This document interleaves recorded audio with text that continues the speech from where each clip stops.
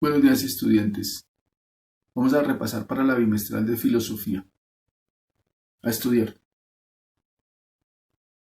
La filosofía es el cultivo de las facultades mentales.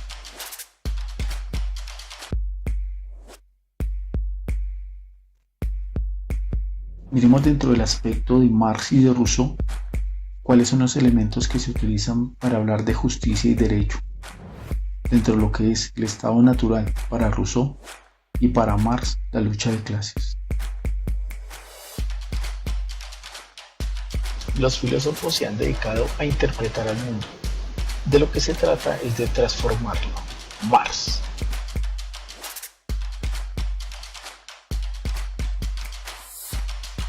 Según la Constitución Política de Colombia, en sus derechos fundamentales dice: el trabajo es un derecho y una obligación social, y goza en todas sus modalidades de la especial protección del Estado. Toda persona tiene derecho a un trabajo en condiciones dignas y justas.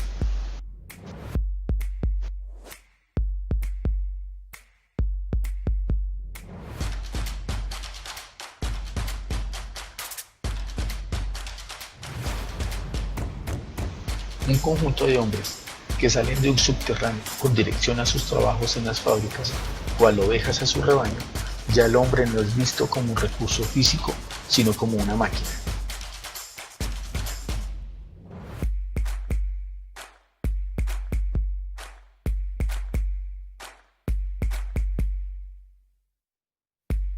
Existe un régimen estricto, se marca la hora de ingreso y salida. Esto determina la obsesión por el tiempo con la creencia de que a mayor rapidez, mayor productividad.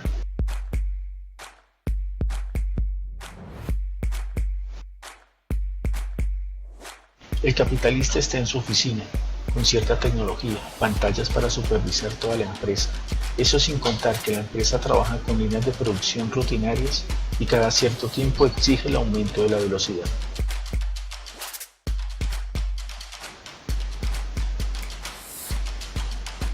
En dichos centros laborales, las tareas son mecánicas y cada quien tiene una función específica. Una sola falla desencadena el daño de toda la producción.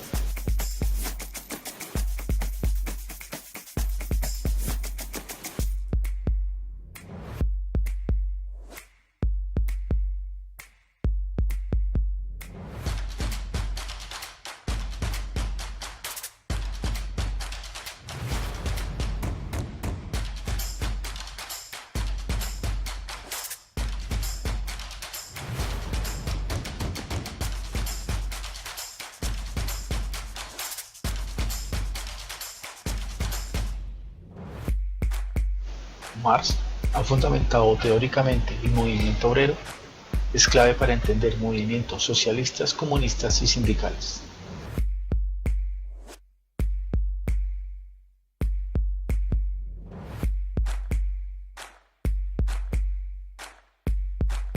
Vivimos en un sistema en el que tenemos que trabajar para obtener un salario y con él cubrir nuestras necesidades básicas. El trabajo es algo fundamental.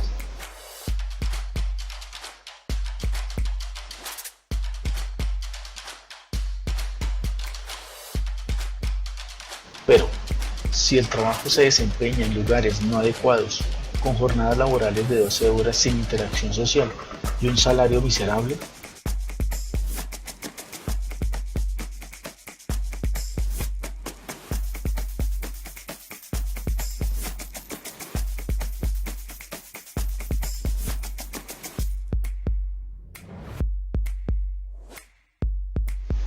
eso sería otra forma de esclavitud y el hombre sería considerado otra cadena de producción.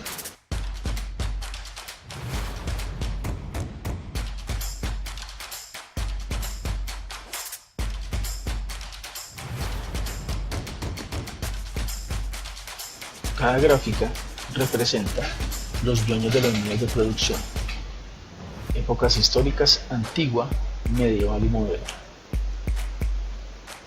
Las siguientes tres gráficas representan los trabajadores directos, que en este caso, en la edad antigua es el esclavo, en la edad media el siervo y en la época moderna el empleado. En este medio de producción capitalista, los obreros trabajan alienados, es decir, mecánicamente, y el hombre no es dueño de los medios de producción.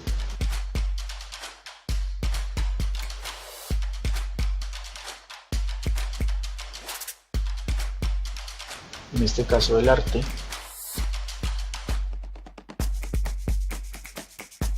la economía,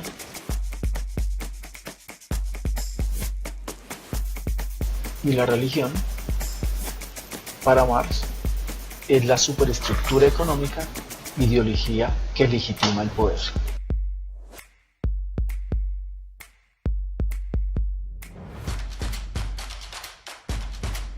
La plusvalía sería la injusticia del capitalismo.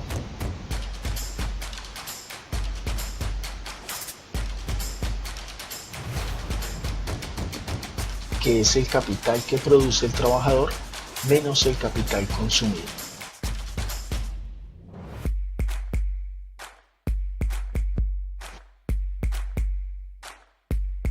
Es injusto que una persona se enriquezca con esfuerzo de los trabajadores, y esto lleva al mundo a tener muchas desigualdades.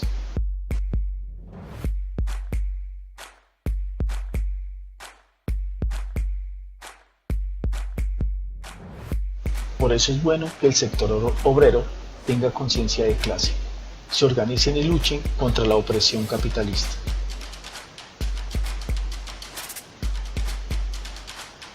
En conclusión, Marx manifiesta que en el comunismo no es cierto que todo es de todos, es socializar los medios de producción, diferente en socializar las propiedades individuales.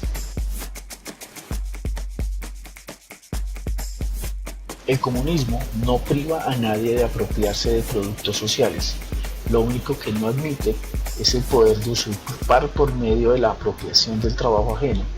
Si alguien ha ganado dinero mediante su trabajo y esfuerzo sin oprimir a nadie, no hay ningún problema.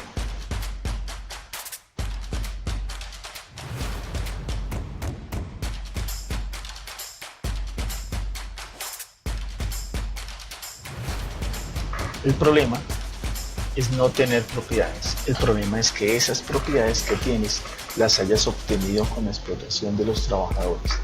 No es la abolición de la propiedad privada, sino la abolición de la propiedad burguesa.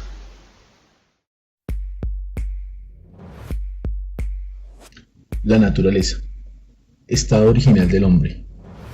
Juan Jacobo Rousseau nace en Suiza un 28 de junio de 1712 y muere en Francia un 2 de julio de 1778.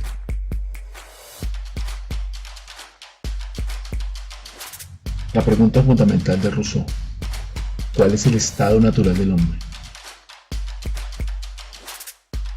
Originariamente, según Rousseau, el hombre se encontraba en un paraíso. La naturaleza le ofrece todo lo que necesita. ¿En qué condiciones vive ese hombre primitivo? Vive en un estado natural, es salvaje y solo obedece a sus instintos. En él, la naturaleza le proveía de todo el alimento necesario para su subsistencia. Las cavernas ofrecían la protección suficiente, las pieles que fueran útiles para su vestido lo resguardaban del frío. Este primitivo, ante un ambiente rico y poseedor de un cuerpo vigoroso, podía satisfacer todas sus necesidades de modo inmediato. De las anteriores condiciones de vida, se puede decir que el primitivo desarrollaba un estilo de vida en medio de la mayor sencillez.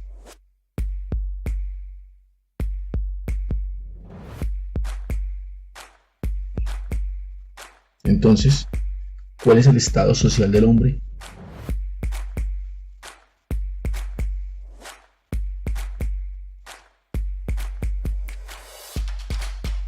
Se admiran o desprecian según sean fuertes o débiles, ágiles o torpes, más o menos productivos. La posesión de la mayor cantidad de bienes se convirtió en un valor social.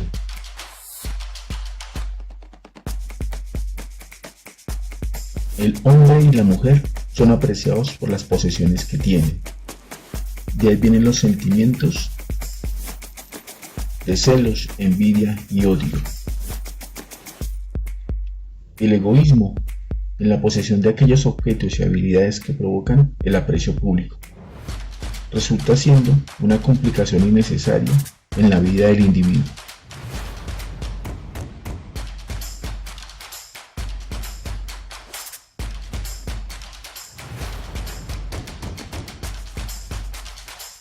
La total desigualdad en su manera de vivir, el exceso de ocio en algunos, el exceso de trabajo en otros y el deseo de satisfacer nuestros apetitos y nuestra sensibilidad, todos estos males se hubieran evitado si el hombre conservara una forma de vida más sencilla. El cambio de la naturaleza libre y pura del hombre ocurrió cuando éste, en un exceso de ambición, de riqueza y poder, cercando un terreno, se le ocurrió decir: esto es mío. Con esto vino la lucha de intereses, la rivalidad,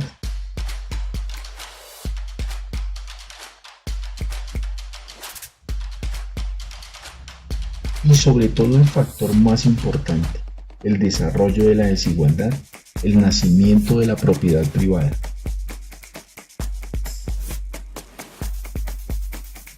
Entonces, Rousseau se sumó a las teorías contractualistas del siglo XVII. Es un contrato social que implica transformar los derechos naturales individuales en derechos de toda la comunidad. Desde ese momento, hombres y mujeres ejercen una soberanía popular, asumen la democracia de manera directa. Al asumir el pacto, el hombre deja atrás la libertad natural y accede a una forma superior de libertad, la del ciudadano o persona moral y pública. La justicia y el derecho, según Juan Jacobo Rousseau.